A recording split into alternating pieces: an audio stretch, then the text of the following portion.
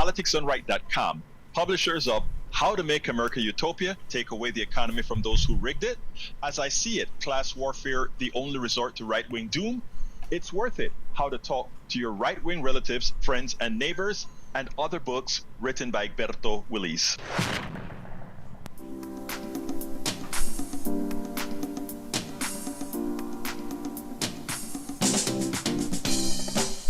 Welcome to Politics Done Right. My name is Egberto Willis, your host. Good morning, Houston. Good morning, Harris County. Good morning to the great state of Texas. Good morning to the entire United States. Good morning to the entire world receiving our signals via the magic of El Internet, formerly known as ARPANET, created by whom? We the people, now being controlled by the billionaires, something that we must do something about. Anyway, folks, we are going to have a great show for you today, but before we get started, it's important that we get to the geniuses in the studio. We have El Señor Jacques Van Bever and the one and only Mayana. Buenos dias, my people. Buenos dias. Good morning. Good morning. How are you, Mayana? I'm okay. My dog is not okay, but I'm here. Oh, I'm so sorry to hear about your dog. Yeah. I'm working on her. She'll be all right. All right. Positive affirmations. Yes. Yes. Well, good morning, Egberto. I'm gonna read some stuff out of Tom Hartman's Hidden History of Neoliberalism to make a point. Reagan signed an Executive Order 12291, which required all federal agencies to use a cost-benefit estimate when putting together federal rules and regulations. Instead of considering the cost of externalities, things like the damage and pollution that does to people and how bank rip-offs hurt the middle class. However, the only cost his administration worried about were the expenses of industry.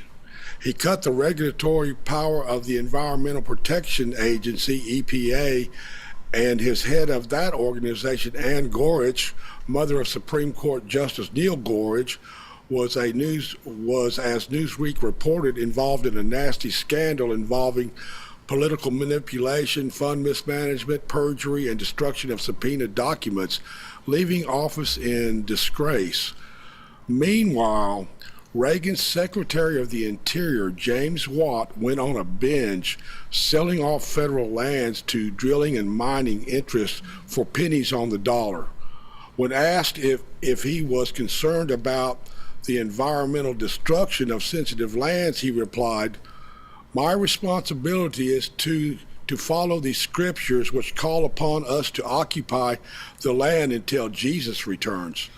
According to Watt, fundamentalist dogma, any damage to the environment would be reversed when Jesus came back to earth and would make all things new. Wow. Let that sink in a minute. Let that sink in a minute. It is a shame. Yeah. I mean, what a flippant response to a corrupt corporate giveaway to use fundamentalist dogma to disarm public opinion against an inside deal that causes environmental destruction so the corporate could have a sweetheart deal to profit from. This is how they manipulate and deceive the public with religious answers to cover corruption.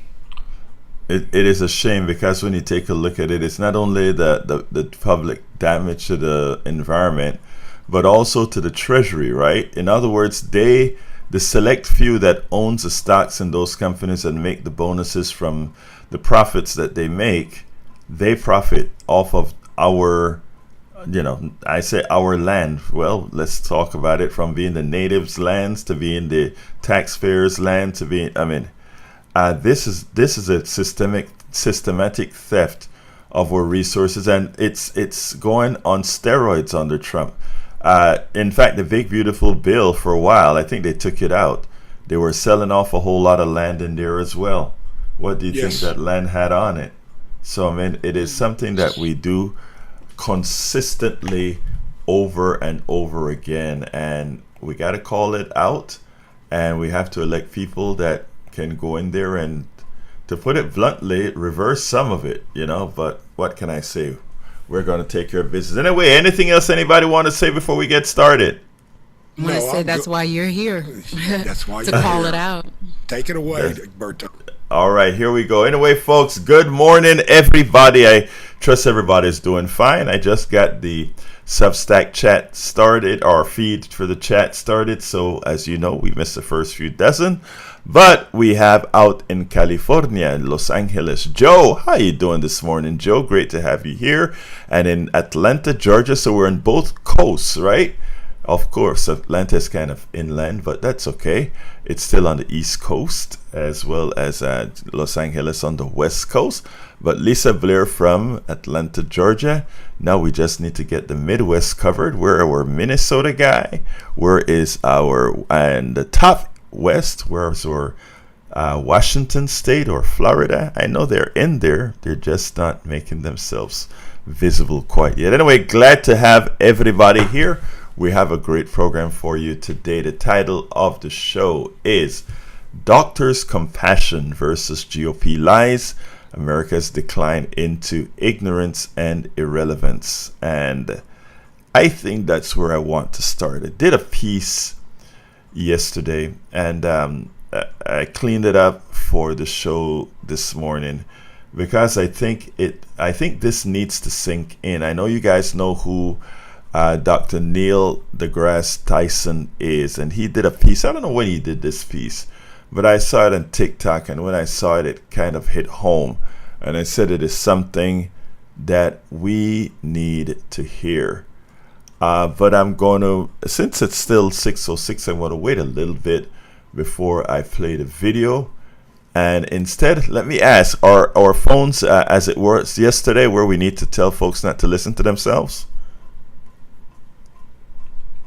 Egberto, what I'm going to do is when a caller calls and you call for them to go on, I'm going to go open the line and tell them they're on, and then just start talking because there's kind of a delay between it.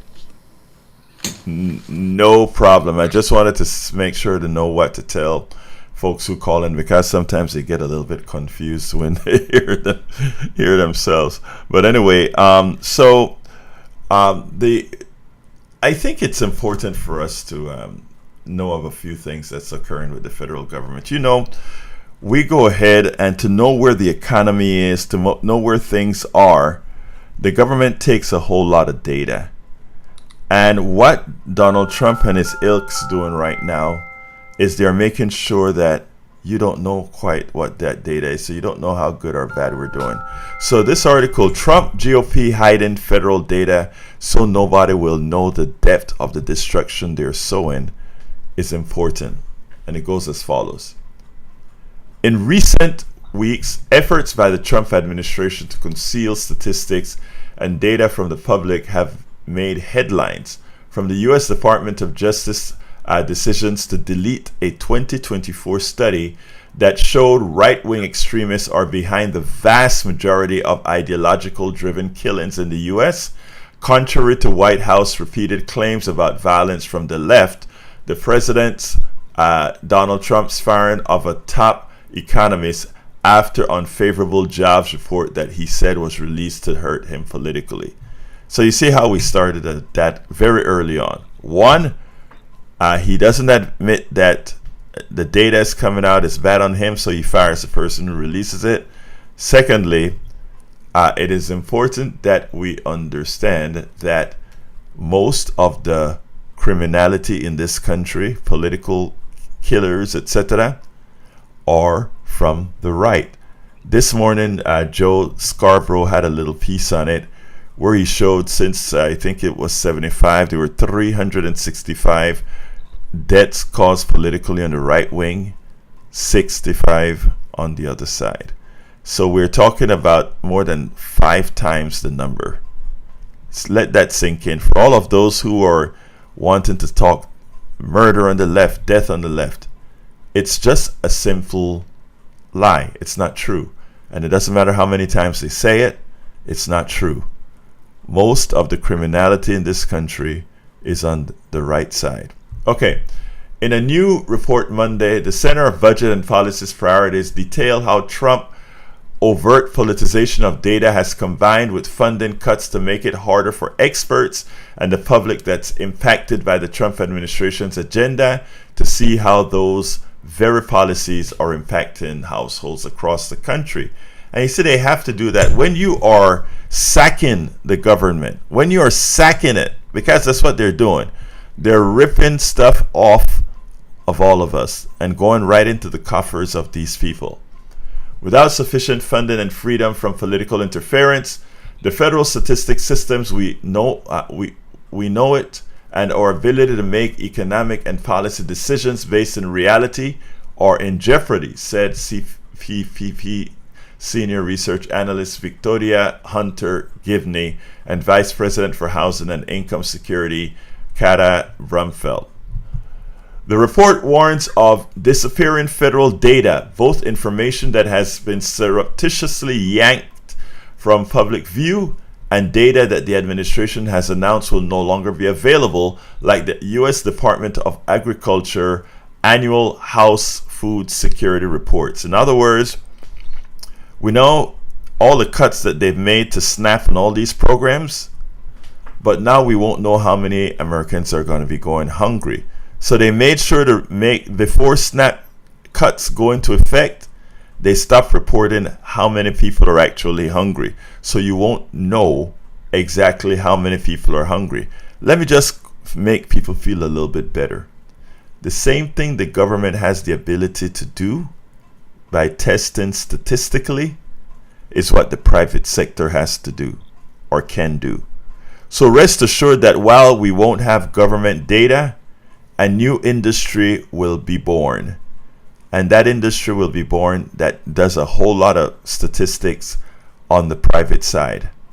So we'll have some data and we will know the damage that this president is causing onto our system. So while it is bad that we're not seeing the data up front, rest assured that that data will be forthcoming. Continuing. A Common Dreams reported last week, the agency called the survey redundant, costly, politicized, and extraneous, and claimed they have failed to present anything more than subjective liberal fodder. So, talking about people being hungry is liberal fodder. Okay, if you say so. The decision followed the Republican Party's passage of one big beautiful bill, which includes the biggest ever cuts to the Supplemental Nutritional Assistance Program, SNAP, at a time when more than 47 million Americans, including 1 in 5 children, are facing food insecurity. I wish these articles would stop using the word food insecurity. I wish they would. I love the author, Julia Conley, but you have to stop using terms like food insecurity. You have to say 1 in 5 children are starving or 1 in 5 children are hungry. Calling it food insecurity doesn't let the gravity of what's going on show out. So please, people out there that are listening to me who write articles, please stop talking like that. The kids are hungry. The kids are starving. Food insecurity sounds so antiseptic, like if, oh, the food is insecure. No, they're starving. In addition to preemptively rejecting research that would have shown the impact of GOP SNAP cuts, the administration has shown no interest in tracking weather disasters via its billion-dollar weather and climate disaster database, which has discontinued in May, the effects of crime on LGBTQ plus Americans via National Crime Victimization Survey, and even the existence of the LGBTQ plus communities via the National Health Interview Survey. And also they even cut the lines, from what I understand, for people going through crises of that type.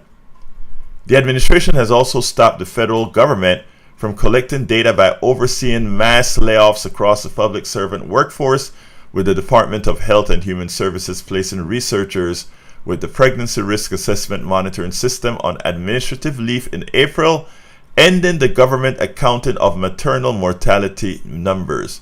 HHS has laid off the analysis the analysts who worked on federal poverty guidelines that are used to calculate eligibility for parts of Medicaid as well as nutrition and home energy assistance. Folks, we have what we're looking at is a systematic destruction of any ears and eyes the federal government have in order to determine policies that must become effective. In other words, they're lying to you. The report also warns that brain drain is worsening the U.S. Census Bureau's ability to collect population data that helps determine communities represented in Congress, federal funding allocation, and planned community services. This is all, again, to cover up the ills being affected on the American people. So I'm not going to finish the article, but I have it linked in the newsletter. Check it out because, again, it shows you to what limits or to what lengths this government would go to cover up the harm it is doing to us all. Good morning as well, Margaret Ryan. How you doing this morning? As well as Lee the Bearcat from Austin, Texas. Billy Irwin, how you doing from Summerwood, Texas? Thank you all for being here. It looks like we're not getting our Substack updated, but I'm taking care of that right now, and it seems like I got more in. All right, let's go to line number 1. Jimmy, please remember that don't put the phone at your ears because you'll hear yourself speak. Come on, Jimmy, talk to me. I'm concerned about all the things President Trump is doing that is hurting our country. For example, he's sending these military troops into Portland, Oregon, Memphis, Chicago, etc. All of that costs a lot of money. You got to pay those guys. You got to put them over the hotels, and they're not needed. The local authorities say they are not needed. He is also going against wind turbines. Those are one of the best ways to get energy instead of burning fossil fuels that warm up the economy. That's something he's doing that's very bad. And some of these tariffs are adding to inflation. They're making everything go up in prices. So Trump is doing things that no other president would do. And he also has a current thing he wants to charge people for coming in from India and so forth and doing these important jobs. He wants to charge them $100,000 to get that permit. He's doing things that no other president would even think of doing. And we need to speak up and stop this. He's hurting the country. He's adding to our federal debt. He's adding to inflation. He's just doing things that are harmful. And more people need to speak up about this and try to put a stop to it. That's why we're doing it. Thank you for that, Jimmy. That's why we're speaking up on that. Now, it's important for us to know this, right? That a lot of the data now isn't being collected by the government, so it's up to third-party statisticians to do a lot of this work, and it seems like they're gearing up to do that. So this is something we need to know. What's actually occurring, and we'll keep people informed, Jimmy. But thank you for your call, my brother. You have a great rest of your day. So it is important that Jimmy is absolutely right. He's doing things that no other president has done. But like I said in one of the pieces that I'm going to play next, we have to realize one thing: Donald Trump is not. Look, when Donald Trump talks about Portland burning, there's a block in Portland near the federal building that a lot of protesters were at, and they're protesting a lot of things that he's been doing. But this isn't like Portland is burning and people, they've been using a whole lot of coverage from the BLM protests back several years ago.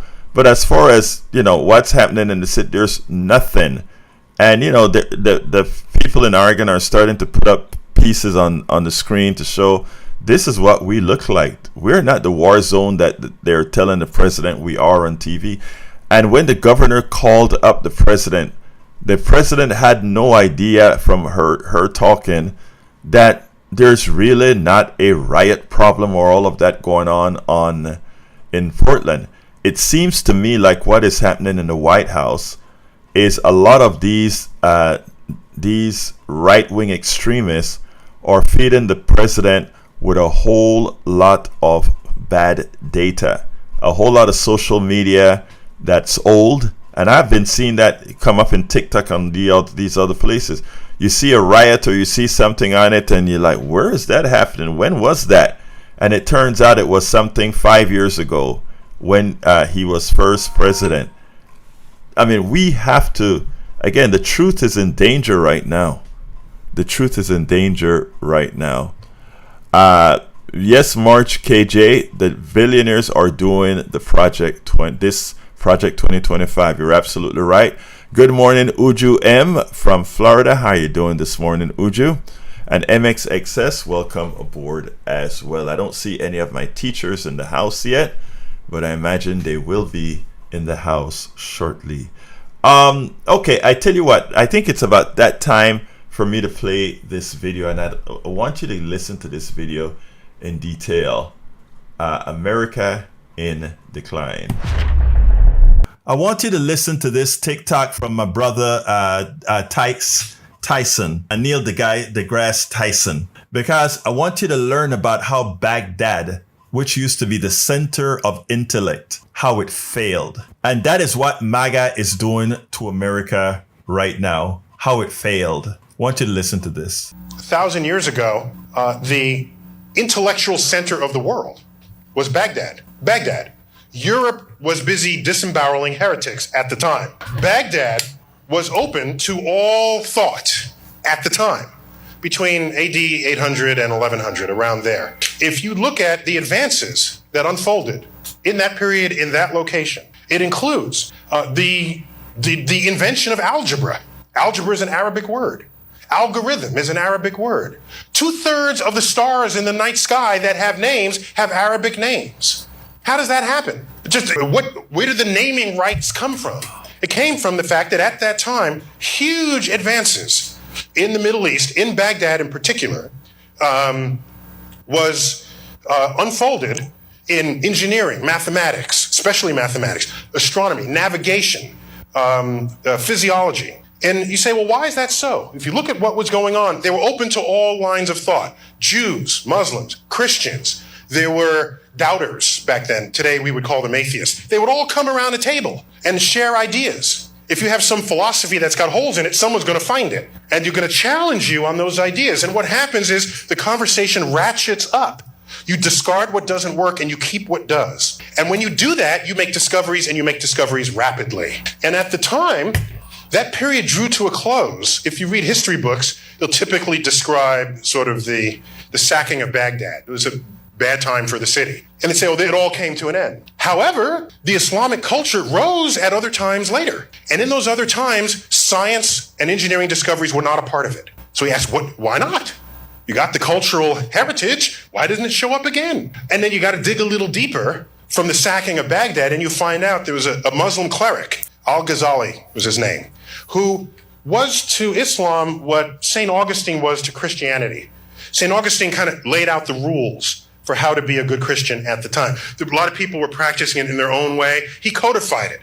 He was a religious scholar, figured it out according to his own read, told everybody how to behave. There's the book.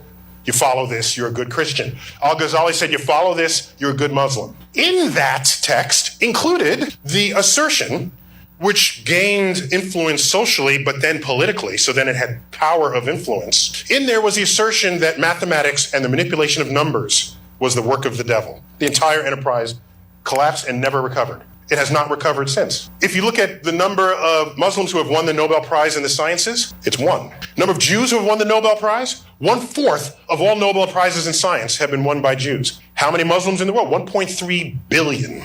How many Jews in the world? 15 million tops. So you look at what effect the culture of discovery and learning can have on what you discover about the natural world. It's extraordinary. So just because you're making discoveries doesn't mean it's forever. And I look at the 20th century in America as a period of great discovery. And then I see forces now operating against it. And then I look at the history of the consequences of this, and I see America just simply fading into insignificance. No, it's not off of a cliff. It's just a slope. And every next day you're a little bit further down on the slope. You barely notice it, right? Until one day you can't see over the hill that you just came from. And then you try to make do with what you have down here. And then you find out that it's the rest of the world making the inventions and not you. You're trailing, no longer leading. You're not even abreast with what's going on. You're running behind trying to catch up. Have a nice day. Yes. And that is profound, because we are exactly where he's speaking about when the decline started with the sacking of Baghdad. We have the sacking of the American intellect. And we started with the election of a buffoon. A buffoon, well, actually, it didn't start with the election of the buffoon. He is the instantiation of all that was happening to put us where we're at today. Because we had the moral majority and all these guys holding back books and burning books and taking books away and teaching alternate history and talking about the earth being 6,000 years old and wanting to put Bibles as a text in schools and modifying the Constitution, all in inept, designed stupidity, trying to remove science and intellect from us all. And what it means is that as we do that, and because we don't go anywhere,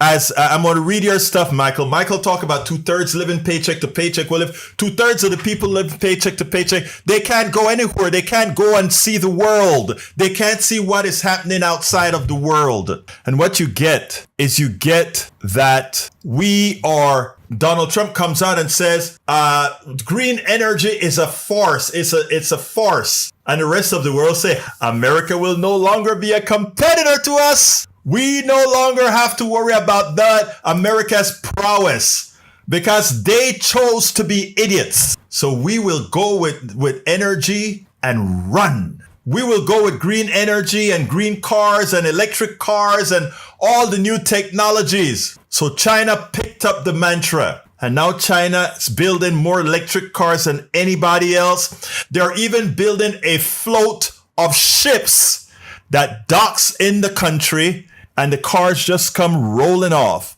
While we have old-fashioned old crap called Tesla and Ford and all these others keeping the Chinese cars out because they don't want to have to compete. The degradation of America. When I came to the United States, I remember this, and I'm coming to all the other stuff, but I remember this distinctly. I put this in my book. I remember when my grandfather was the first one of us to come over to this country. This book, As I See It, Class Warfare. I want to tell you what, for all of you who thinks those of us that come over to the States somehow are anti-American and all that crap, we are more Americans many a times than Americans, because we know what the myth was about America, and we wanted to live the American myth. We wanted what America said it was. That's what we wanted. I really want to find a passage in this book, because I never forgot.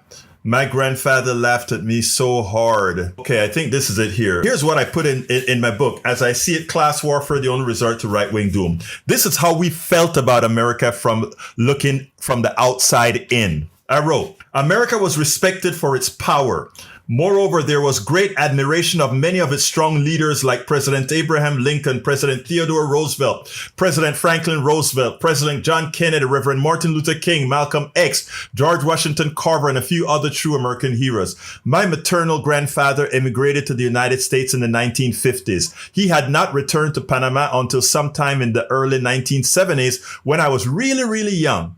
To this day, I remember picking up his shoes, looking at the soles and telling him, imagine these shoes walked in the United States. Such were the feelings one had for this land. As I see it, class warfare, the only resort to right-wing doom. Let me tell you something, guys. I came here in the early 80s, went to school here in the early 80s. And from Reagan came in to power, I watched the decline of America relative to the rest of the world, not the growth of America. And we have been trying. I was political from the time I got here, being at the University of Texas, marching for the divestiture of South Africa, marching for improving or the way we treat people, marching for all these other things. But just watching the exponential decline, because when I came here, the decline was slight. I remember Jimmy Carter put solar panels on the White House. Jimmy Carter started the Sin Fuel program. Things that, in as much as Sin Fuel was an issue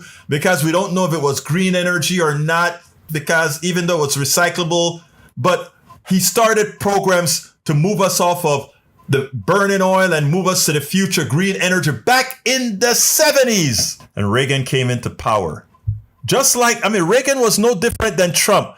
Reagan just had more class than Trump. That's all. He had more class than Trump. But he removed the solar panels. He destroyed sin fuels. He went ahead and went straight into supply side economics, where it wasn't about who made things, who created things, the intellect of people. It was about how to make a buck for those who do the least. And our economy has been that since then. Other countries reward teachers. When I saw a teacher in a commissary, in a store, I stood at attention. That was a teacher. Whether it be English, whether it be anything else, respect. In America, teachers, the most important profession bar none. No respect. They don't even want to pay them. Your kids spend over 8 hours a day with these teachers. They spend more time with the teachers than they spend with you. You don't want your taxes to pay them. How insane. How insane. We continue to progressively make ourselves dumber. And just like Neil deGrasse Tyson says, it's that slope down, not to mediocrity, but to irrelevance. China is doing a hell of a job making America irrelevant. Like I said a couple of shows back, we're just going to be a big country with a big military that people use to blow up stuff as everybody else innovates. And, it's hard for many to see that. But that decline that Tyson talks about, that decline that it is slow enough that you don't notice it, but it's large enough over time that we're there now. Reagan was back in 1980. It's now 2025. There are 45 years of not reversing the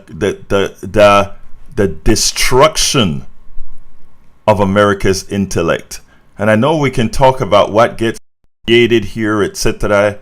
But let me tell you something. Let's not fool ourselves. Uju says, oligarchs rely on uneducated and poor folks. Ask yourself, how does the richest country in the world have people living paycheck to paycheck? It's not only that they're living paycheck to paycheck, Uju, it's that it is 67% living paycheck to paycheck. Wow. Uju M also says, immigrants are the biggest Americans and patriots. We legit injected the American dream into our veins. And if you doubt it, many of the folks you're worshiping right now, the right specifically, Elon Musk, Peter Thiel, these billionaires are all foreigners that came in. The Nigerian, the family of Nigerian doctors that populate from rural areas right up now, as many Americans proper can't even afford to go to medical school because of what we do. Now the immigrants that you give a lot of trouble to, MAGA folks, America is starting to realize how much of this country is being held up by, in fact, the immigrants. Bart, come on in, line one.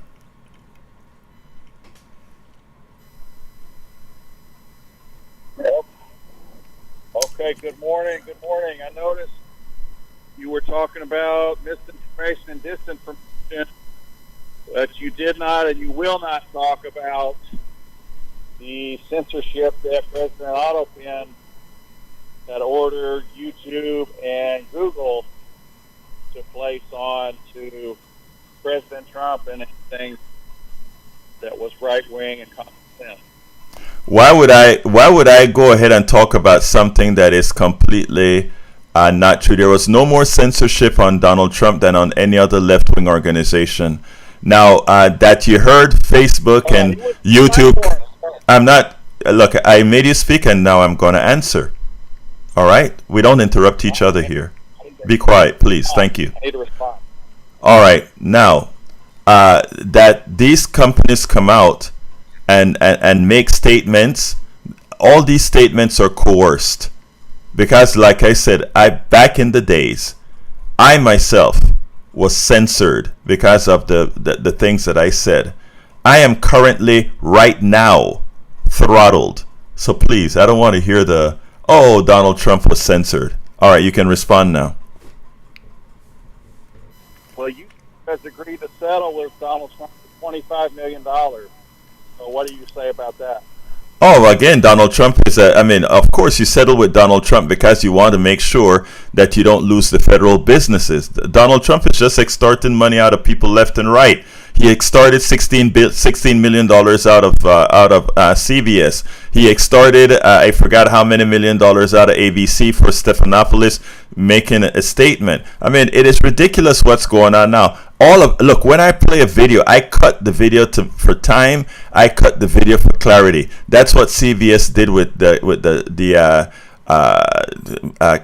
interview that they did with the former vice president. And it cost them $16 million. Why? Oh, because they just didn't want to mess with Trump. So what you're saying, sir, is completely wrong, inaccurate. Well, it's true, and you won't talk about it, I guarantee you. All right. Again, like I said, I'm not going to go into, it's true, it's not true, it's not true. I have the facts behind me. Have a wonderful day, Bart. Let's go to Moses. Come on in, Moses.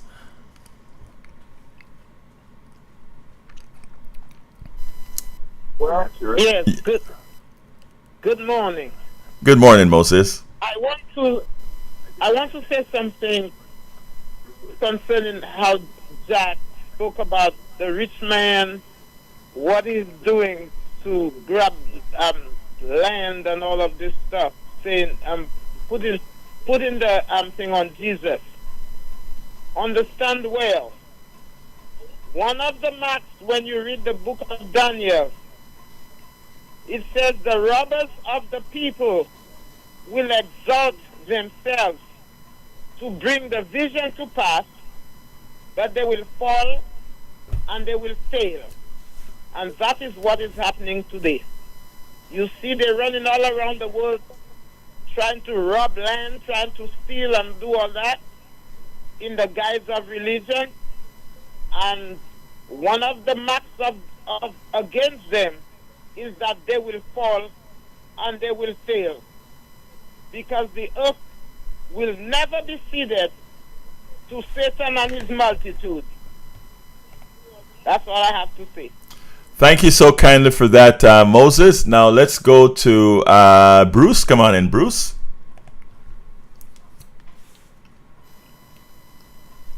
Oh, good morning, Alberto. Good morning, my brother. Talk to me.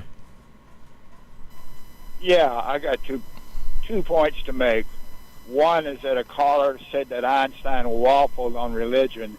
He didn't waffle a bit. I've read his biographies and his papers.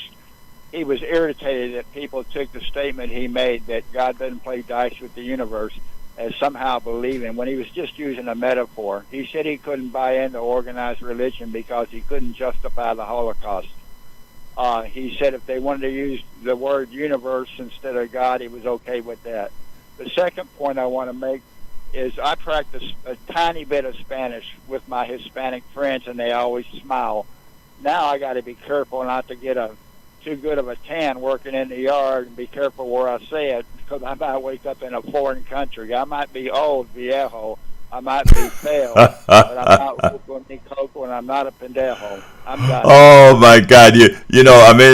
That's a dangerous word, buddy. But anyhow, you have a good one, brother Bruce. Thank you for that. Let's go to Augie. Come on in, Augie. Okay. Good morning, Egberto. Good morning, my brother. Numbers earlier, there was a number about Congress people who were impeached or charged with crimes. I forget what the years were. I think it was like 2000 to 2020. And there were 20 Democrats that were charged with either impeached or with crimes. In the same period, more than 200 Republicans were charged.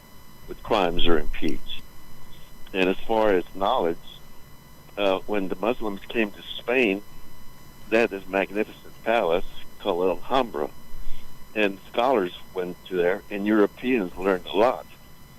But when they said the Spaniards drove to take the Muslims out, they attacked the Alhambra, and they damaged the ceiling tiles.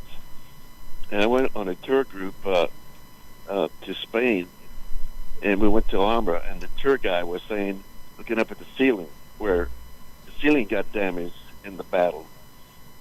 And the Spaniards could not replace the tiles because the Muslims used the algebraic equation to put those tiles. And the Spaniards could not do the math. So they're still damaged. And about history, I remember people talking about the Puritans when they came to the United States, and they honor them at Thanksgiving time, saying how nice they were. They were nice, not nice people. They were kicked out of England. They went to Holland, and then they were kicked out of Holland and came to the United States. Yeah. And they would have starved if it wasn't for the Indians showing them how to survive in this new land that the Puritans got. And we got a word from the Puritans. It's called puritanical. And that's because the Puritans were not nice and pure. If you didn't believe like they did, they kicked you out of their colonies, and they punished you publicly and maybe even killed you, and they sentenced you. So the history that I was taught in the 50s and 60s was like one-sided.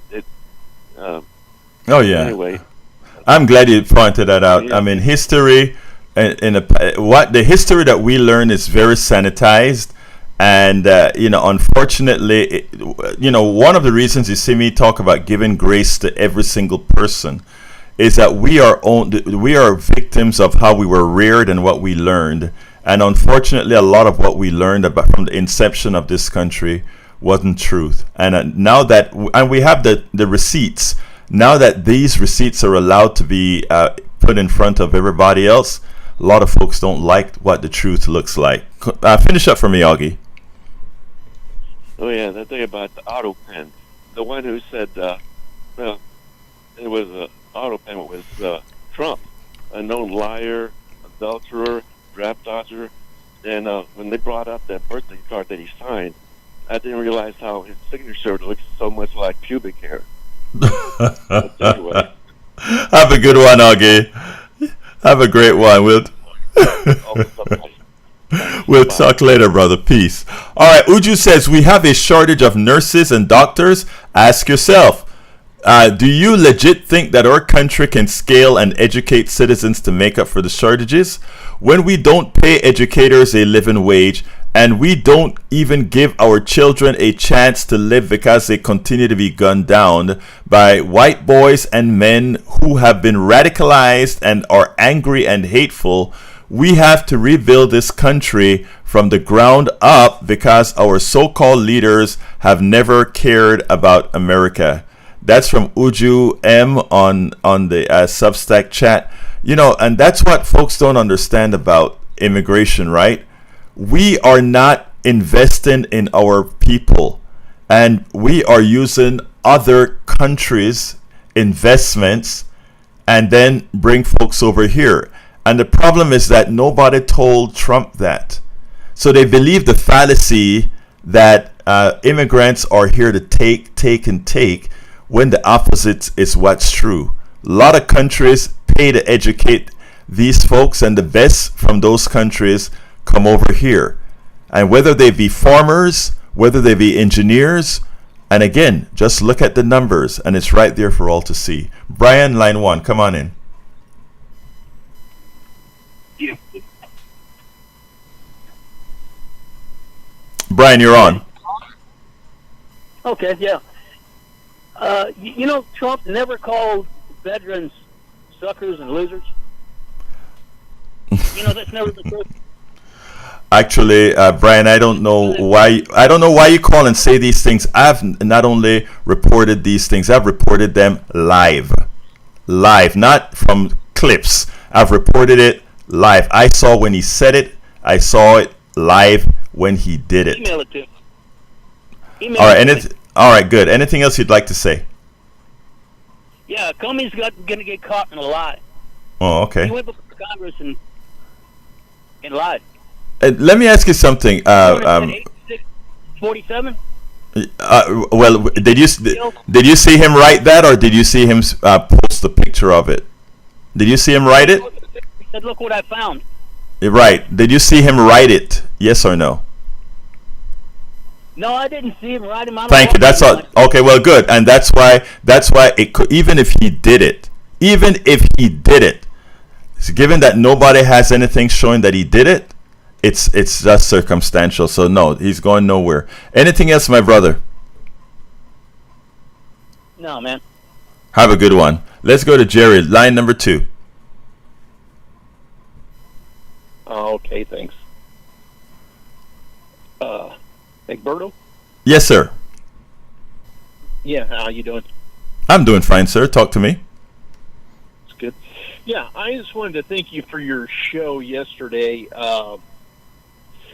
and all that. It's people don't realize how much health insurance premiums are going to go up by, and across the board, and then with also people losing that subsidy or whatever, that tax subsidy or whatever.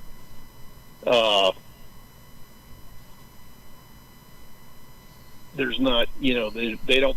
Most people haven't really reckoned with how much that's going to cost. Exactly. And, let me just say this, Jerry, thank you for bringing that up, and thank you for the kudos as well. Let me just say that I've been trying to warn about what the big, beautiful bill will ultimately mean for our insurance rates from the beginning of the year. And in October, it's coming to pass. This, the government shutdown that's going to be in effect tonight, it is occurring because exactly of that reason. Democrats are trying to hold the line to force Republicans into reinstating these subsidies. And even with the reinstatement of these subsidies, we're still going to have much higher health insurance rates. And that's because we have allowed our system to con Americans. Anything else that you want to add, Jerry? Well, just that, the problem with Project 2025 is that the demographics don't really line up with what they want to do. Mm-hmm. And, a whole bunch of people are retiring out. And, I'm sorry, there's a reverb on the phone or whatever. Yeah, we have some phone problems. But people don't seem to realize just how many people are going to retire out over the next few years, and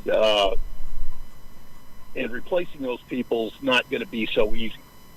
Exactly. You see the future, Jerry, and you're smart. Let me just say this other thing, Jerry, and what they don't understand either is that all these policies, because specifically red states, specifically states where you have higher concentration of, even MAGA, those are the poorer states, the less educated states, etc. And as such, they're the ones who are going to suffer the indignities of what the big, beautiful bill and other policies Donald Trump is putting out there. But sometimes, I guess you have to see it, feel it first. We're hoping, like I said, what we talk about isn't for Democrats or Republicans, it's for Americans. And I hope people eventually see that. Thank you for your call, Jerry. You have a wonderful day. And again, thank you for calling in, sir. All right, let's go to Eddie. Eddie, line 1. Hey, good morning. Good morning, my brother. Talk to me.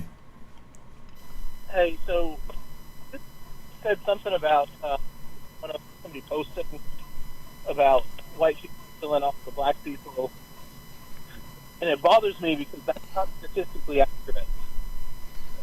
I think about 50% of murders are committed by white people, 50% committed by black people, give or take.